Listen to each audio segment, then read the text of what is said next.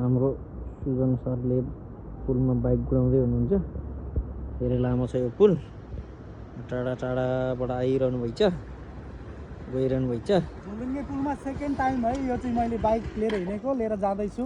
अघि नै लिएर गएको फर्स्ट टाइम, अहिले सेकेन्ड टाइम। उता देखाउनु त लामो छ यो पुल चाहिँ। यो त टाढा कहाँमा पारी, यो पारीपट्टि चाहिँ हाम्रो बसेर खिच्नु त हाइवे हो।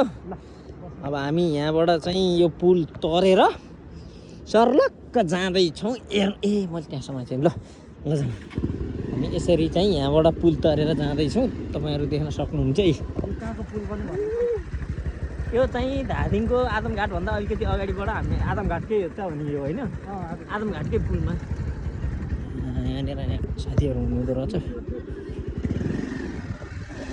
हो यो नदी चाहिँ नदीमा सर यसरी विङ यहाँ बाइक कुदाइरहनु कुदाइरहनु भइछ। यता पारिपट्टि चाहिँ ट्रक त्यहाँ बालुवा सामानहरू लोड अनलोड भइरहेको छ। तलपट्टि देख्न सक्नुहुन्छ। यो हामी कति माथि छौँ भन्दाखेरि लगभग कति होला सर, 500 मिटर त हाइट होला है, 500-600 मिटर त छ होला है।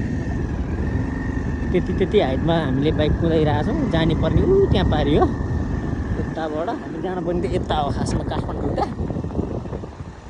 हामी यहाँ अहिले धादिङको आदिमघाटबाट चाहिँ यसरी कुदिरहेको छौँ। तर हेर्न सक्नुहुन्छ रमाइलो भइरहेछ। तलपट्टि त यहाँबाट मोबाइल झऱ्यो भने त हेर्ने थुक्क भन्ने हिँड्ने हो, यस्तो अवस्था छ। के भने किन अनि त्यो त त्यही हो नि बुढा, त्योभन्दा अर्को अप्सनै छैन कि त पुलमा अड्डिन पर्यो।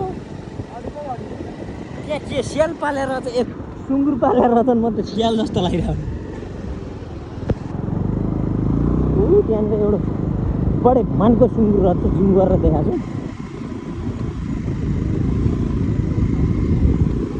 बस अब पुग्छ होला है सर। हामी यसरी यो पुलको यस्तो पुलबाट आयो है।